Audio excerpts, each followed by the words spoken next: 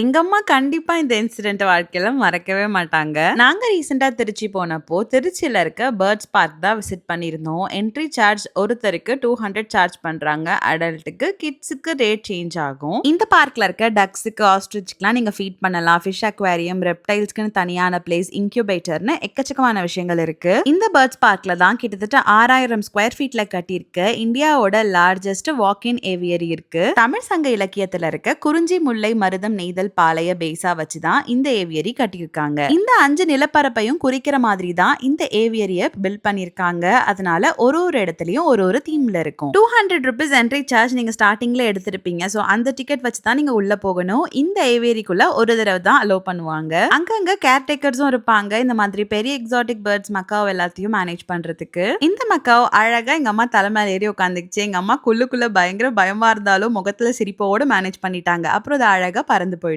எங்க அம்மா வாழ்க்கையிலேயே இந்த இன்சிடென்ட் கண்டிப்பா மறக்க மாட்டாங்க. ரொம்ப ஸ்பெஷலாவே இருந்தது. மே மாசம் மதியம் 2 மணிக்கு உள்ள நுழைஞ்சோம். அப்ப எந்த அளவுக்கு வெயில் அண்ட் அனல் இருந்திருக்கும்னு உங்களுக்கு தெரிஞ்சிருக்கும். ஆனாலும் உள்ள நுழைஞ்சப்போ அது எந்த ஃபீலுமே இல்ல. இதெல்லாம் பார்க்கிறதுக்கு ரொம்ப எக்ஸைட்டிங்கா இருந்துச்சு எல்லாருக்குமே. நீங்க அடுத்ததா திருச்சி பக்கம் டிராவல் பண்ணாலும் சரி, இல்ல திருச்சியிலே இருந்தாலும் சரி, இந்த பேர்ட்ஸ் பார்க்க கண்டிப்பா மிஸ் பண்ணிடாதீங்க. அடிக்கடி ட்ரிப் போற உங்க ஃப்ரெண்ட்ஸ் அண்ட் ஃபேமிலிக்கு இந்த வீடியோ ஷேர் பண்ணிட்டு ஃபாலோ பண்ணி வச்சுக்கோங்க. தேங்க்ஸ் ஃபார் வாட்சிங். ஹாப்பி மாமி, ஹாப்பி பேபி. பை.